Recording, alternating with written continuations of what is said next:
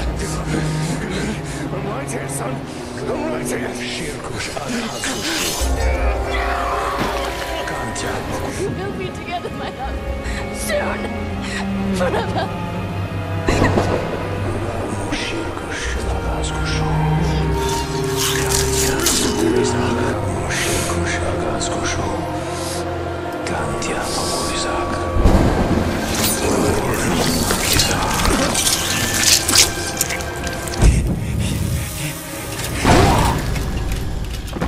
Now, bring me the head of this grave walker. Claim the head yourself.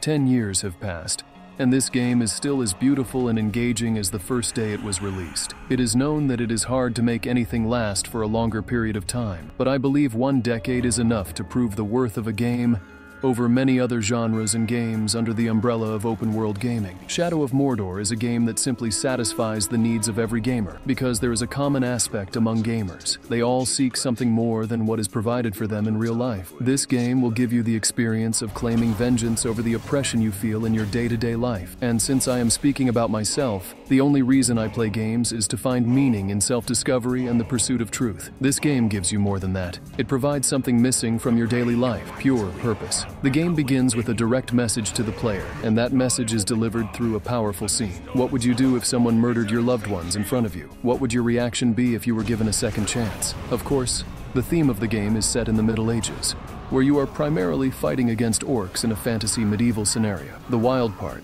is that I believe the developers wanted the players to enjoy the game, rather than endure a harsh, Souls-like environment where skill is prioritized over the story. Now, the story isn't something very complicated.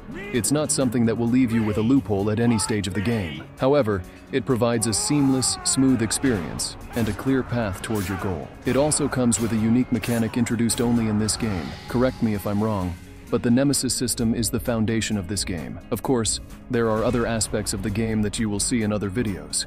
But the main takeaway about the Nemesis system is that to get the most out of the game, you need to fully utilize the system. When we talk about getting revenge, vengeance may seem straightforward, and the plan involves killing everyone in your path until you find the killer and finish them off in the most brutal and severe way possible, satisfying that deep urge for retribution. But Shadow of Mordor steers you toward a different approach. Your death, in the grand scheme, is just one among many deaths experienced by the characters in the story. Your narrow vision will limit you to seeing only what you want to see in order to reach your goal. Hence, I believe the developers wanted you to experience 2 perspectives. First, there is the Wraith. Who, or what, the Wraith truly is might be unclear at first, as he has no memory of what happened and is linked to you through a curse. On the other hand, we have the Black Ranger, a simple middle-aged man working tirelessly like someone in a 9-to-5 job, patrolling the wall and fighting to survive against the orcs with his family in mind. The game provides you with 2 sides of what a person can be in life: the mysterious, unseen side, and the ordinary, visible side that everyone recognizes. The only common thread linking these 2 characters is pain.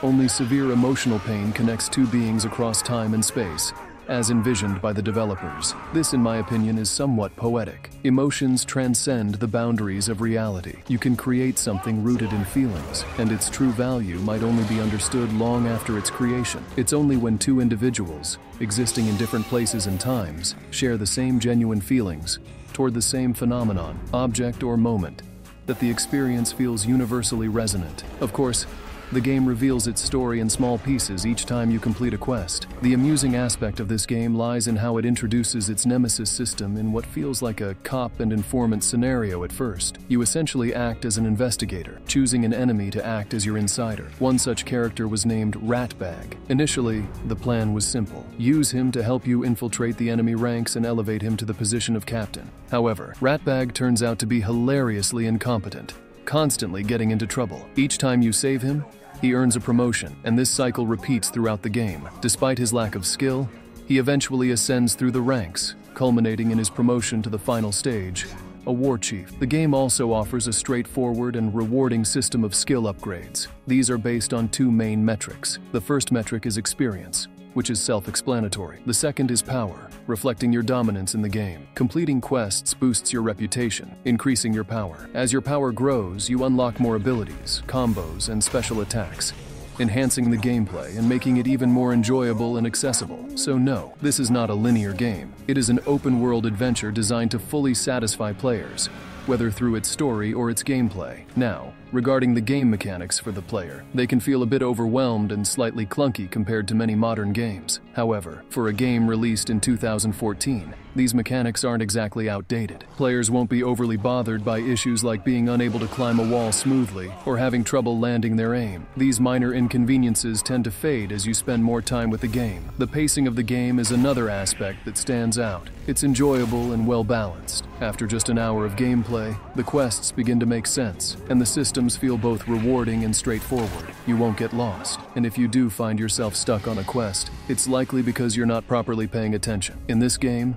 reading is your superpower. For example, once you spot an enemy, there are 2 critical steps. First, scout the enemy. Then, gather information. Despite having an overpowered wraith as your spectral companion, your main character is still a ranger. His strength lies in assassination and reconnaissance, making scouting and strategy your most valuable tools in the game. So what you should do next is scout, gather information, and collect intel about your target. By doing so, you'll uncover 2 key pieces of information: strengths and weaknesses. There's also a third factor, though it's sometimes not always available: the target's relationships with other orcs. For strengths, these are the things you should avoid when fighting the orcs. For example, they might have strong attacks, be immune to ranged damage, or become enraged by stealth assassinations. The weaknesses, on the other hand, are the critical details you need to exploit in order to kill the orc with minimal effort. This is the important part: how to defeat this target efficiently. Remember, we are assassins by nature,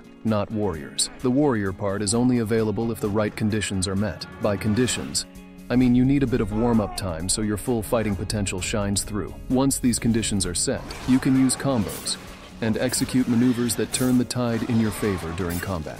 Now, of course, all of this is just a fraction of the ecosystem of the game. I don't want to spoil what happens next, but basically, we are accompanied by an elven wraith previously known as Celebrimbor, who is one of the greatest smiths in the Lord of the Rings universe. As you will discover, his powers are terrifying, and his influence only grows throughout the game as you learn more about his past. This is explored through another side of the game, guided by Gollum. Yes, the one obsessed with his precious. If there's anything I would complain about in this game, to be honest, there is nothing that I can truly criticize. The script writing is impeccable, and the storytelling is spot on. The pacing is perfect, and at each stage of the game, you are free to do whatever you want. The game is filled with quests, side quests, mini-games, and independent, unique characters that are totally different from the main ones. However, there is one slight thing that bothered me at the start of the game: the representation of reality that was very accurate. Early on, when everything is chaotic and the ranger is with his wife, he tells her to be quiet while he plans an assassination. Instead of seeking a weapon